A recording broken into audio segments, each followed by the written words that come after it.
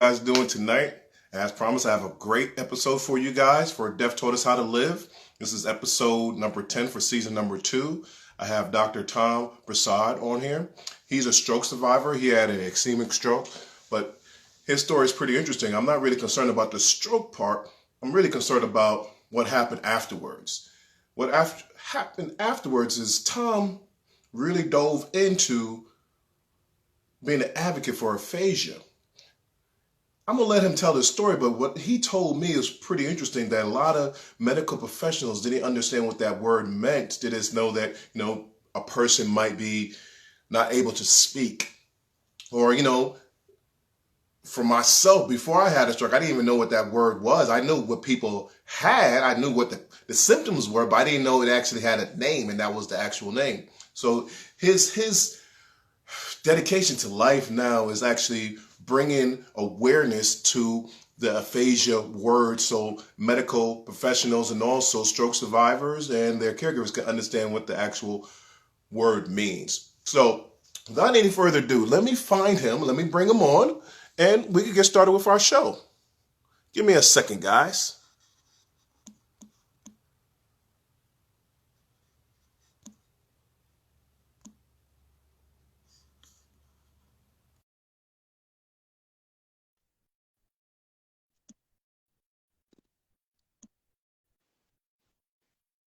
So like I said, this is a pretty interesting show, and I have my friend Dr. Tom Broussard on here. Hello, Tom. How are you doing today, Hey, sir? Greg, how you doing? I am well. Thank you for joining us tonight for another episode of Death Taught Us How to Live. I just gave the people a little intro about who you are, but I'm very curious what actually happened to you so you can actually explain why you have this purpose, this job that you have today. So can you bring us back to that unfaithful day when you had your stroke and what actually happened? Just give me a quick synopsis of All it. right, the quick synopsis is my wife and I were walking on the street. She was walking ahead of me, and we were crossing the street, and she got ahead of me. I was in the middle of the street. The last thing I remembered was looking down at my shoes, and that was pretty much it. I knew they were my shoes, but after that, it was black. She eventually looked back, and by then I was crawling to a pole on the street, and she came running back, and she said, "You must be having a stroke." But at that point, I was not consciously aware of anything. So she dragged me to the CVS, about 300 feet, to the pharmacy in the back, and called 911. So that's how it all happened. Um, and I had my regular ischemic stroke um, on the left side of the head, and obviously only later did I realize that I had this thing called aphasia. So I want to dive in a couple of things you're saying, the normal thing, because I don't think a lot of people understand there like multiple different types of stroke, but the majority of people that say they have a stroke have what's called an ischemic stroke. What is that actually?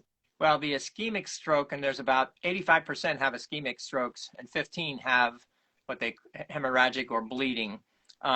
But when it comes to ischemic, basically they're blocking. So there's a blocking, whether it's a clot or something else that's preventing the blood from going on its way and bringing the oxygen that it needs. With the hemorrhagic, of course, there's a burst. So then the blood fills up the cavities in the brain and starts to bring pressure because of the bone that's there, and it starts building pressure, and that starts to squeeze the brain enough that it too is having trouble delivering oxygen the way it needs. So you get a stroke that way too. So yeah, they're both bad. I say normal because the 85% have aphasia, and then it depends on where it is in the head, and that there's nothing normal about that either, although most is on the right, on the left forward, and others in the back are less normal. But they're all over the head, and wherever they are, it's going to hurt you. And and I don't really want to go this deep into because I know this is not your particular background because you told me that you were a research doctor, not a medical doctor. But I do want to just talk about this a little bit because I don't think people really understand when we say we have a stroke, they automatically say, okay, you had something happen to your brain, and everybody's symptoms is exactly the same, and that's completely foreign. It's completely incorrect, because what you just said right here, sometimes it's in front of the brain, sometimes in the back. There's different parts of the brain that people don't really understand. Mm-hmm. And I really wanted to bring that to full circle because you had this thing happen to you that when you had your stroke, you was unable to speak. Is that correct? Yeah, I couldn't read, write, or speak well. So with that happening, I heard that people had those things happening, but after I had my stroke, I found out what that word Uh, was. Before, and most of the community at large don't know what that word is, like the name of that. sure. So what happened with you? You had this word that we're about to bring out. You had this happen. Now, what happened with you, and what did you find out after this happened to you, and you was trying to get some, I guess, help with it, and what was going on? Tell me about that. Yeah, it's when it comes to aphasia and when it comes to more information about aphasia, it gets somewhat complicated. And I don't want to say it complicated, but the issue is, and that's what I now do, is that the medical community, as everybody would know, including the medical community, would realize that in the United States, at least, it's highly fractured. You have expertise in one thing or another thing or another thing, and it's wonderful that you get that. But when it comes to stroke and then aphasia, I'll say the typical hospitals, in your local hospital, wherever you are, the staff and doctors and nurses know everything about stroke and they know a lot about aphasia. But for some reason, they've never, and I say never, in 100 years, have used the lexicon, the language of aphasia. So even Right. hospitals, they won't tell me, not that I knew anything, other than a therapist, the nurses won't say, "Oh, Tom, you have aphasia." They're going to say, "Oh, Tom, you're having trouble speaking." And unfortunately, because these hospitals, because that's the way they have been thinking for 100 years, that's what we have to change. The hospitals themselves do not use the word aphasia. So if you look on their website and you go to their search box and you put in aphasia, often it will come out and say, "Sorry, we don't know what that is." And you go, Hold on, Tom. You're blowing my mind right now. Are you talking about hospitals don't understand, or I want to say all hospitals, but majority of the hospitals that you have researched, when you typed in their yeah, search inside of their website, the word aphasia, they didn't know what they was talking about. They didn't it, know it, any it understanding of it. actually, what it will say typically, because it all depends on the hospital, but typically what it will say is, "Give us another question because we don't understand what aphasia is." So I have shown that to hospital presidents with my own laptop, and I've explained to them because I've been speaking there. My presidents have been in my audience, and I explained to them, and I showed it to him in particular, this one fellow, and I put in aphasia right for him. I hit it, and he goes, and he was aghast. He said, "Oh my God, my hospital, we don't even use that word," even though he has plenty of speech therapists there, plenty of stroke coordinators there. But this is why, among the things, but this is a big thing about Aphasia Nation, is we really have to use the millions of people who have aphasia to be part of this army to find our way everywhere, including hospitals, who I do not want to press them at all. They have so much work to do, the Right. best we can have. So it's really finding, as I have found, some nurses and doctors who, when they hear this from me, they say, "Okay, we have to do something about this." But we need a lot of people that say that to themselves. We have to do something about this. We can't go on where people have stroke and then you are discharged. And that's part of why they don't talk about aphasia, because they don't have to. They have the stroke. Hold on. We take me far. You take me far. So let's slow down. Let's back up a little Yeah. bit. All right. You said a name that I don't really know what you're talking about. Can you explain that to me, or a title? You said Aphasia Nation. Is that like some kind of charge, or is it a group that you know about? What is Aphasia Nation? What are you talking about when you say that? Aphasia Nation is a nonprofit that I run, and the purpose of Aphasia Nation is to build up the the muscles of this organization to be able to educate the wider public and especially the healthcare community about aphasia. and aphasia awareness. So that's what we do. And if you look on my website, you'll get to see, oh, and I'm still working on building content for that, but you get to see it and go, oh, okay. Because you begin to find out that the typical hospitals don't have to worry about aphasia because they discharge you to a rehab hospital where they have aphasia on their website, right? So that's part of the fractured part of healthcare is a normal hospital doesn't have to even worry about aphasia because they'll get assessed, but they send you on. I mean, they're there to stabilize you, make sure you're well enough to go to a rehab facility, which is what happened with me. I had to go home for a month and then go to a rehab facility outpatient. They know everything about aphasia. Unfortunately, that's part of the breakdown between the two. Yeah. So this nonprofit organization you have, Aphasia Nation, is going to be the conduit or the bridge between our medical societies for the hospitals to the rehab centers so they can have a better understanding of what they're actually getting into when a stroke survivor comes into them? Yeah. Is that what you're saying to Yeah. me? So it's interesting when you, and it always depends on so many things, severity, the kind of hospital it is, believe me. But generally speaking, the hospitals, when you have a stroke, their purpose is to stabilize you.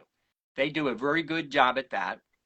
It turns out that about half of the people who are discharged from hospitals, half go home and never go beyond that. They stay at home. They maybe have problems. Maybe they don't have transportation. Maybe they don't have insurance. You name it. But so half of the people with a stroke, and maybe they have aphasia, I don't know, but they clearly had a stroke, and about half don't go anywhere else. There's no other therapy beyond that. That's one thing, because at that point, even if they have aphasia, because I've had people in the audience whose parents jump up and say, oh my God, my daughter must have this thing called aphasia, because sure enough, she came home. She couldn't go to work because she couldn't work, but for whatever reason, she had not gone to the rehab facility, and they just knew that she couldn't talk. But that was pretty much it. But they never got any kind of what I call a baton in this relay race. And you have to give people, especially that half that go home, you have to give them something so they go home and they end up with this. This is the baton. This is why I wrote this. Yeah.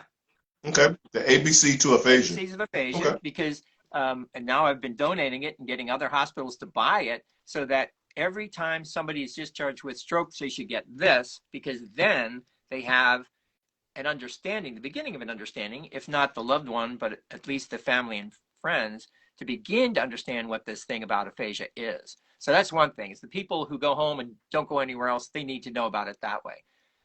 The other thing is when you go to a rehab facility, you don't go, if you're really seriously and disabled, you'll go right to a rehab facility immediately, right from the hospital. That's okay. But if you're like me, you have to wait in line, to finally, quote, get a line into the rehab facility. It took me about a month. And that's okay. I was home and really couldn't sleep, couldn't eat, didn't know the world much yet at all.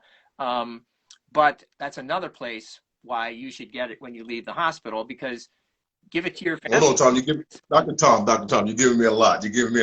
I'm trying to keep up with you. And I hope the audience is too, because we're dealing with stroke survivors here, so you're giving me a lot of information. So let's dissect what we're going with here, because you're hitting on some topics that I really find very fascinating for myself as well.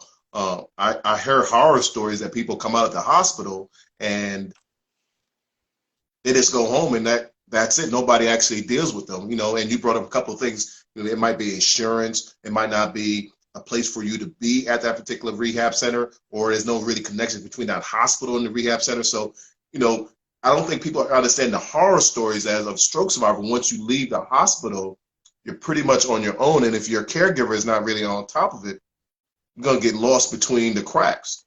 And I'm trying to figure out here how this aphasia nation comes in. You said something to me very, very important earlier. You say, if we come together like an army and actually fight for ourselves to actually be more of an advocate for ourselves, then we can actually move forward. Talk about that. What is that about? What is that? How do you see that happening? You know, how can we fight pretty much for our rights to actually get the proper Right. treatments? Yeah, it's it's it's in its own way. It's not at all like HIV and AIDS, but it has some um, connection because it took years between HIV, understanding what that was, and then knowing that it also is connected to AIDS, right? That first and then second. Mm-hmm. Similar thing, stroke, everybody knows about stroke. Aphasia, it might as well be in another planet, right? Because there's no connectivity between. And given that 30 to 40% of people with stroke get aphasia, but because of this Mm-hmm. block, there's no baton. It's a relay race, not just a sprint. The sprint is the people in the hospitals that are splinting, they're running fast to, to, to get them stabilized and out the door. Then the marathon starts. But there's a lot of cracks between here and there. Mm-hmm. So, and that's exactly what I mean, because we have people on here right now, and they're saying, you know, I have aphasia, I have this thing happening to me, and people don't understand what it is. I don't understand what it is, and it's hard for me to advocate for myself. So, how can we actually be proactive in our lives to actually make sure that we get the proper um, care for ourselves as a stroke survivor with Right. aphasia? Because this is a very serious thing. And before you even answer that, as a twofold question, and I think the misconception of aphasia is just, I can't talk. Mm. What are other things that actually happen when you have aphasia? Is it you have problems with your writing? Is it processing words? You know, what is it all about? Can you break that down, that word to me? Sure, sure. That's a good question because you're right. The word aphasia is sort of the overarching term, and then the shortcut for that at hospitals is trouble speaking, but that's not the case at all because when you have a stroke, a certain particular set of cells are destroyed. Every one of those cells is connected to eventually the function it used to be able to do, right? It and all of its friends of cells, right? So when the stroke comes and hits it, first, where is it in the head? Where? Because they have localized functions in certain places. Excuse me. So that's one thing. Then how severe? You know, have you had a stroke for 3 hours? 13 hours, 20 hours, then it's much more severe. You know, many more cells are destroyed. So if now, whoever you are, now the stroke comes and we talk about aphasia, you might not be able to speak well, read well, listen well, understand well. Um, uh, uh, the Any number of combinations of those things, finding out later that the deficits are what I call nested. So we talk about reading, writing, and speaking, right? As if that's everything. And then, of course, listening, being able to hear well. Then beneath each of these, they're nested ones when you find out, some of these symptoms, like if you can't remember, right? They'll assume that you're having other kinds of issues um, and you just can't hear words, when in fact, you can hear the words pretty darn well, but because of the way it has affected you, based on the damage it has done, you can't, you know the word, but it takes time, meaning our brain moves very fast, very fast. It runs at about 4 billion flows a second, incredibly fast. So when you and I think about a second, that's a huge amount of time for the brain, because the brain actually runs at as low as 10 milliseconds up to 30, 300, 400 milliseconds, which is about half a second or less. So it runs Mm-hmm. way down there. So now when you have the stroke and you've lost a whole bunch of cells, you can see those words, but you're no longer down at 10, 15, 20 milliseconds. Now you're up at 400 milliseconds. Well, that's 10 times longer. In the inside, the brain says, whoa, I can see it, but boy, I can't get to it. Why? Because it takes too long to be able to then grasp it and be able to express it. And that too is part of these kinds of issues.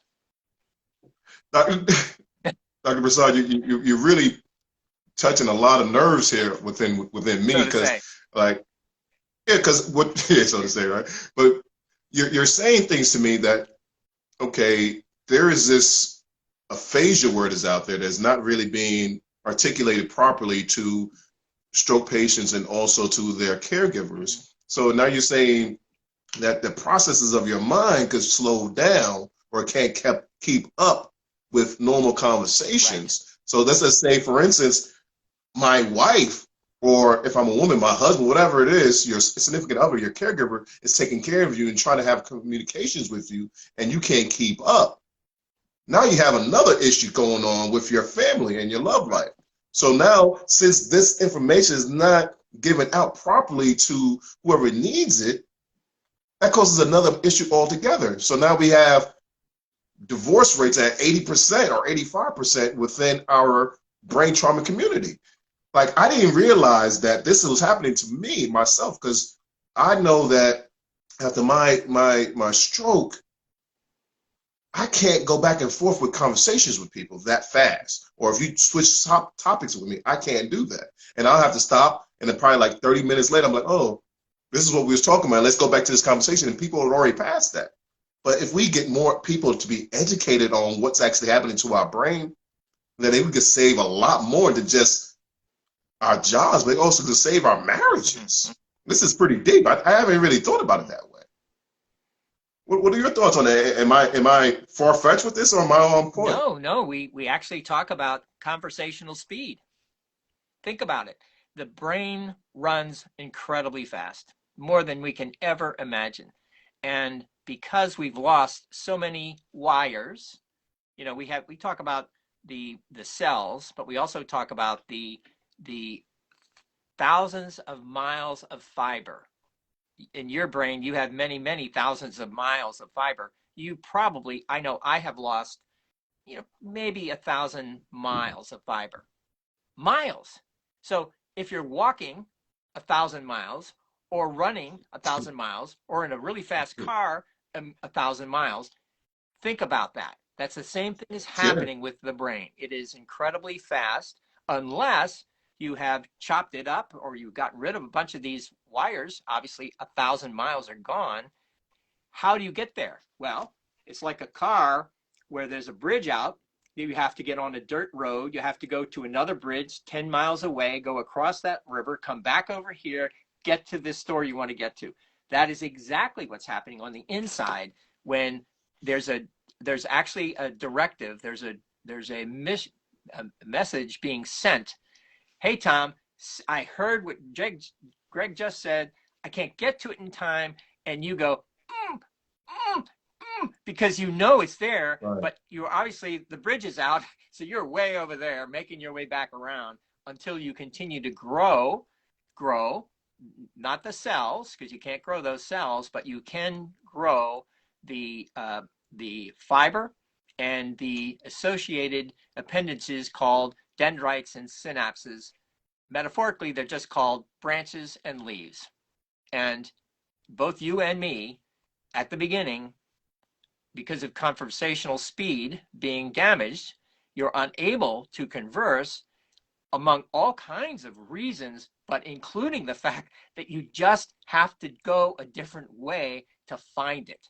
And as you go through that, the process of the effort to drive your way around that bridge that's down, believe it or not, the way the brain works, it is already seeing you doing that and wants to help more, and it is building those dendrites and synapses and fiber just as a part of this process of really having this conversation right here today. I get it. So actually, you basically say it could be reprogrammed, but it takes time and effort. And it's not going to be overnight. Absolutely. But a lot of hospitals don't even think about that. They just want to cure you or put a patch on right. you and send you out the door because they need that right. bed. Right. And So I'm getting this understanding here, and I'm not sure if you're trying to drive me this direction, but basically what I'm getting is that in order for us to really advocate for ourselves, we have to really understand what a hospital is supposed to do. A hospital is just here for us to get better to whatever situation we came in the hospital for. If we had a brain bleed, they try to fix that and put you out the door. So we can't expect more, or it's not there yet.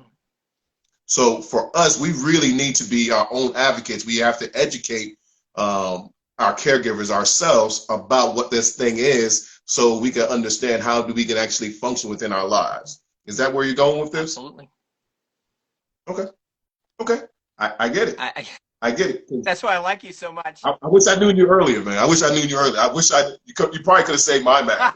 Seriously, I'm dead serious, because the arguments I used to have was like, well, you're doing this on purpose. I mean, no, I'm not. Like, I can't understand what you're saying to me. And nobody was telling me that I had a problem processing it. They just thought I was okay because I could talk, I could have a conversation, but sometimes I couldn't process things. I have people tell me I would love to see your interviews, but I can't do it because sometimes I can't even hear the words that you're saying because you're going too fast. I'm like, I'm going too fast. Yeah, my aphasia kicks in. I'm like, I didn't even know aphasia does that to you. So there's so many different layers to this that even within the stroke community, we don't even understand what it is. So I'm very excited to know that there is a person that has the educational level that you have, that have actually taken the spear to actually say, hey, we're going to fight forward and we're going to try to get people understanding of aphasia. Right. So this Aphasia Nation, where can I find more information about it? Well, I've been working hard on my website. I just put it up today. I still have a lot more content to go in, but you can look at it today and you start to see what's happening, in terms of this content that's going in there. And basically, for all of the aphasia organizations in our country and maybe around the world, because I do have people in India and Hong Kong, that the Aphasia Nation is trying to be a help for everybody who is working on aphasia, but taking to the next level where the people with aphasia who have learned enough. I'm lucky. I'm incredibly lucky. I was lucky to get better over time, and I was still not old enough to not be able to do what I could do.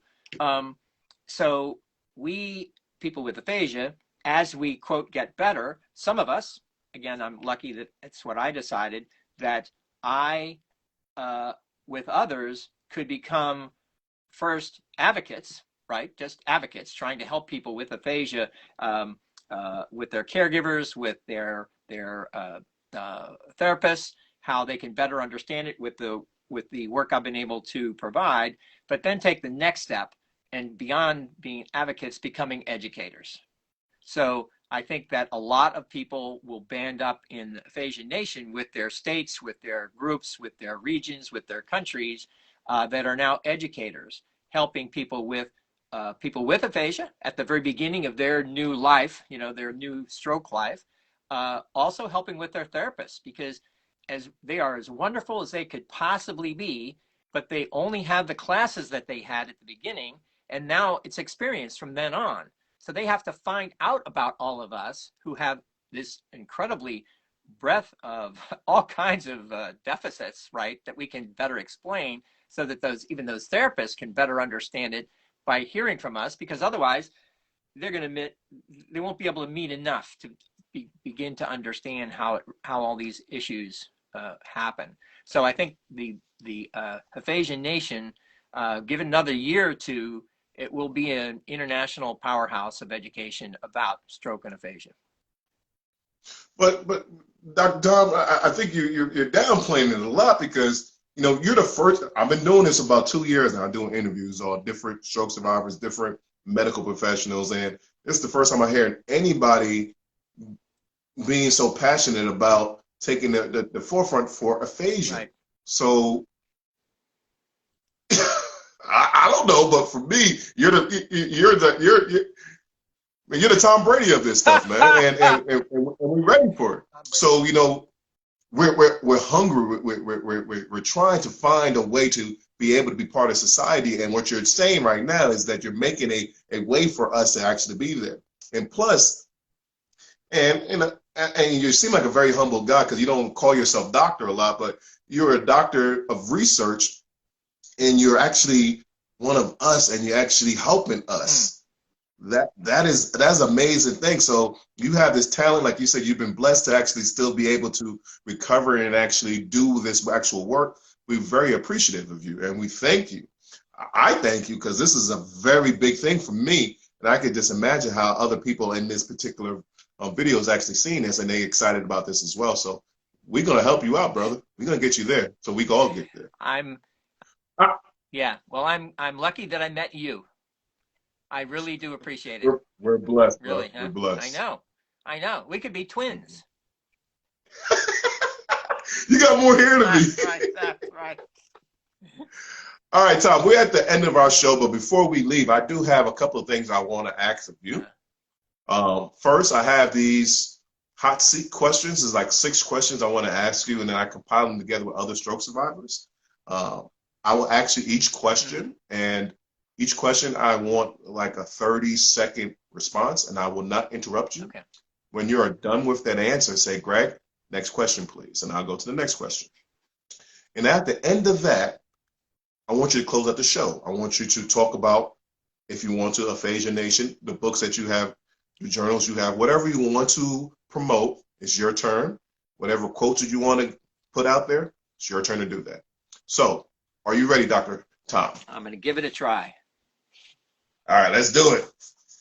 Question number 1, sir. Did your life, the perception of life, change after your stroke? Again, because everybody has their own stroke, it affects them in different ways, and also is where they are in life. Because all of our kids were up and grown and gone, so it's just me and my wife. And everybody has jobs these days. That's a large part of how we live our lives. And Laura had to go back to work, and when she went back to work, she basically said, "Okay, Tom, I don't know about this thing aphasia. I don't know how you're going to get better, but your job is now to get better. I have to go to work. See you later, Tom. You have to work on this." And in my little head, I always thought my wife and I work a lot all the time. And I thought to myself, because I got my PhD late in life. I was 54 when I got that PhD, and went to that school, became the dean there, and 5 years later had my stroke. So I was still thinking I was still a student when she said, "You got to go back to work," because I was still thinking, I still need to find my research question, right? Because I still had to find that. And that's when I began to understand that my research question was aphasia. And I just found it out. I was lucky. Cool. Are you ready for your next question, sir? Okay. Question number 2. What is important about life? Well, I mentioned work. I was making a list, family, and I'll say happiness.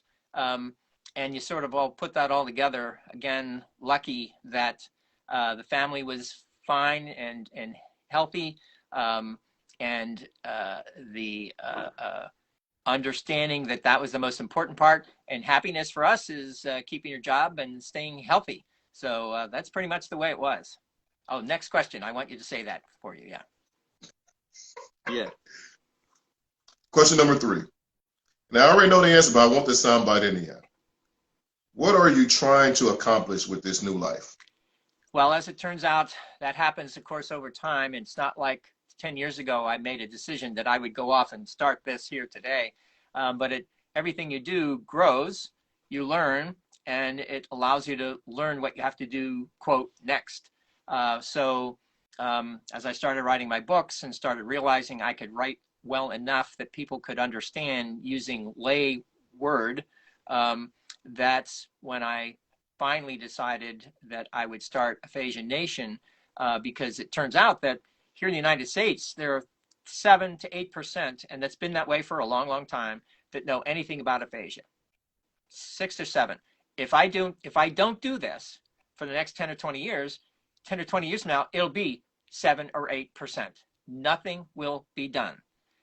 It is my mission I have to do this, and so do we have 2.6 million people here in the North America that have aphasia. We need, pick a number, thousands and thousands, millions of people beyond the 2 point something of us.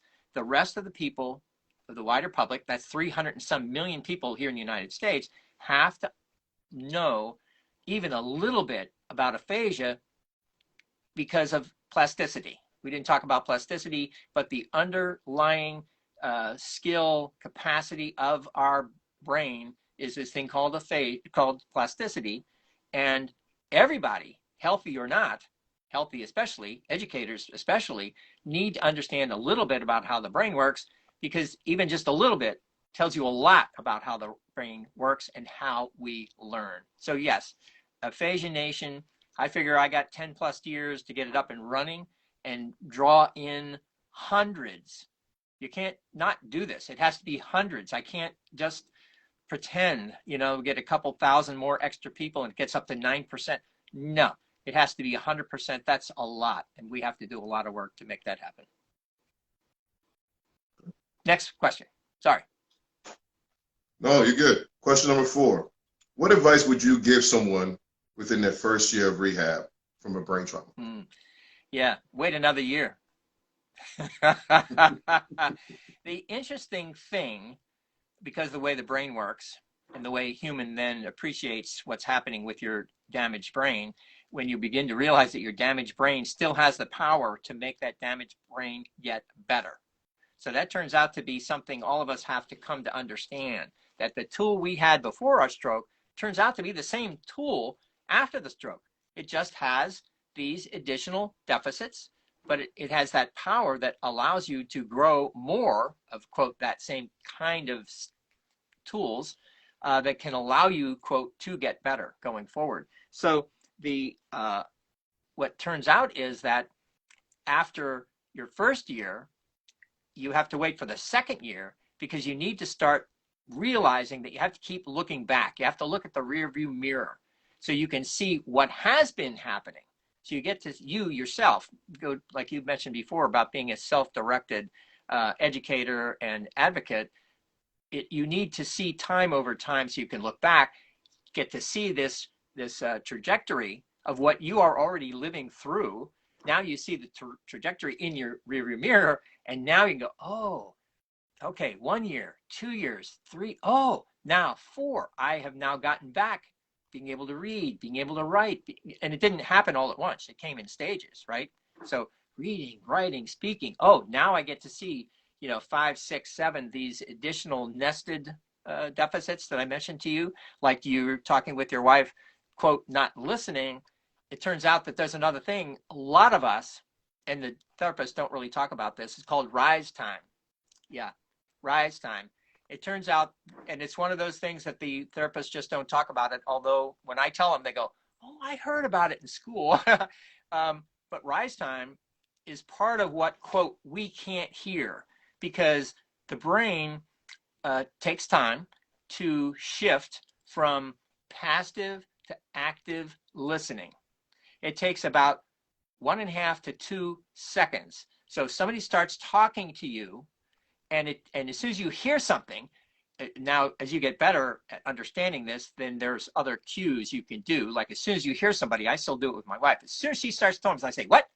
What did you say? Before she even gets to telling me, oh, you should have done this stupid thing you should have done, I'll say, because it takes this time to convert from passive to active. Well, guess what? You cannot hear, even though she said those words, you cannot hear the first 2, 3, or 4 words. You don't even hear them. So then somebody say, oh, you're just not listening. Well, no. As soon as you could, you were trying to listen, but you couldn't because it takes time because of those additional miles that were gone, as we talked about earlier. Next question. Yeah, I didn't know any of that. Yes, Thank you rise for time. that. Thank you, sir. Thank you. Question number 5. Yes. Woo. If you had died, who would have been most, one person, who would have been most affected, and how's your relationship with that person have changed? If I were to die, if I were to die, So everybody upstairs right here, that's two of my sons, three grandkids, my wife, daughter-in-law, they're all upstairs having dinner that I made before I came down here. Um, the family knows what I do. I do most of the bills, all the taxes, most of the cooking, and most of the cleaning the kitchen. My wife does the other stuff. So they all know if I die, oh boy, is it going to be hard. They're going to have to pick up the slack when it happens. Yeah. How's the relationship changed now? Is it better or worse? Interestingly, the answer would be interestingly, right? Because for the most part, humans are humans, right? So everybody pretty much not stays in their own lane, but they're depending on the humans are, they spend a lot of time worrying about themselves, right? No matter what it is, at the base of all kinds of things. And then you have extended family issues. So the kids come to see me, they want me to listen to them. They don't want to hear from me, right? So it hasn't changed in that way, although they don't realize how important it is here on the inside for me to actually tell them, listen, guys, this is incredibly important what I do. I wouldn't tell them that because they would go, okay, Dad, I need you to listen to this. Not that they'll talk like that at all. They're all great kids, but that's the way I think people think about it. So it's more logical than emotional. I get it. You know how it is. Last question. Last question. What did the threat of death teach you? Well, an awful lot of my life has an awful lot to do with my dad and what I remembered, because he died young. He died the day after my 16th birthday, but we did an awful lot of things together. It's sort of hard to believe that we did so much stuff together, usually sports related things and school related things. But you're 15 and then 16. It wasn't until much later, now looking at that rearview mirror of memory and realizing just how important all of that was for me. And so for whatever reason, as after Dad died, I didn't get distraught. I mean, I got terribly sad and cried, and I think about him all the time. But somehow as you grow up, realizing, oh, we're all going to die, I started taking my kids when they were little to funerals. Just me and the kids. My wife doesn't like going to the funerals so much. And I would take the kids when they were little and I'd explain, this is how it works. We had cats that were getting run over all the time. So I have a healthy respect for the fact that there's a beginning, middle, and end. And that's the way it's going to be. The kids know that too. Our kids know that too. And I'm happy with that, the way it happens to be. Now, I also want to, don't want to have any list that has me going to heaven anytime too soon. Like to do this for another 20 years because I have all this work to do for aphasia. But other than that, the day's going to come. So we'll see. I get it. Dr. Broussard, you are off the hot seat. I thank you so much for actually doing the interview. Sure. And I really appreciate what you're doing with Aphasia Nation. Please let me know what I can do to help you out with this. I'm all ears. I'm ready to help you out and make sure that people can understand what this is. So at this point, I want you to close up the show. Give us any information you want to give us. The floor is yours, sir. Thank you very much, Greg. It's great to continue to meet you, and I am sure we're going to have lots of fun over the years ahead. With Aphasia Nation, like I say, I just put the website out today. It won't even be formally announced for another couple of weeks, but it's there, and you can look at that, and you begin to see what this is all about and why it's so important. It's incredibly important. So in the meantime, my next book, my 5th book, will be out later this month or early next month. It is called Stroke and Aphasia Recovery, Metaphors Help Us Mend.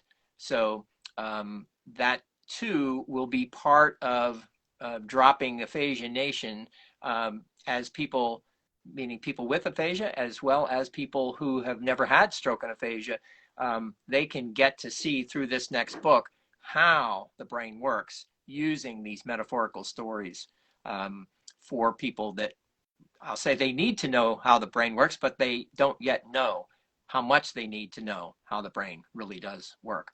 In the next, for the rest of this year, I'll be working hard to get Aphasia Nation up and running, to continue to recruit more people joining the team going forward, and start this process of educating people at every level, including the political level, up to and including, I'll say the president. I mean, everybody needs to know about this. And unfortunately, unless you happen to be the president and have stroke and aphasia, right? That's one way everybody would know about it. Well, you know that he had 2 strokes, right? What's that? In his lifetime. What's that?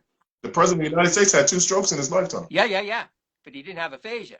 So and I don't wish that to Biden at all. But we're going to definitely be working with the local politicians, helping them understand how somewhat fractured the healthcare community is, such that they can better understand it. Even the brain injury community, there's a lot of states who refer to brain injury as TBI, and not stroke and aphasia.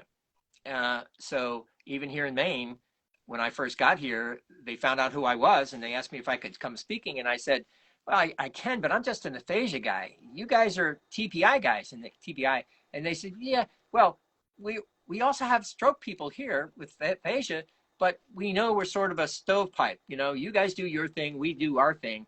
And for sure, they wanted me to come speak because they know that they have stroke people, but they don't do much about it because they're TBI people. So even that, too, has its own separate ways of humans being the way we are. Again, I don't press anybody. Right. We just have to do what we can as best we can with everything we have. So that's what we'll be doing. I wish I had some other ta-da thing other than people that are listening. If this is our first time talking, hopefully it won't be our last. And if people have never heard me speak before, now please go to my website. You can go to my strokeeducator.com or strokenation.org, either one, and start to understand what I do. And if you're really passionate about joining this, and it's going to be for everybody, please send me an email and I'll get you into my list so you get to see my monthly videos and articles, and we take it from there. Dr. Broussard, thank you so much for joining us. I really appreciate your insight and your education and your passion for us stroke survivors and people with aphasia. I really appreciate you. I'm so glad to call you my brother, and hopefully we can talk again and do some great things in this community. Absolutely. Thank you, sir, and have a great night. Thank you very much, Greg. Nice to see you. Yeah. Nice to see you too, sir. Take care of yourself. And you'll send me all these notes so I'll get to see what people were saying. I can't bring the notes back up. You got to see the notes from here. Yeah, I can't see them at all. I mean, from here, yeah. But honestly, like as the show goes on, I try to talk about whatever they're saying into the actual show. So we basically covered what they were saying. Good. Hey, and I went ahead and bought the. Are we still recording? Probably. Let me stop. I'll call you back later, sir. Okay. Have a good night. You too. Take care of yourself. Bye.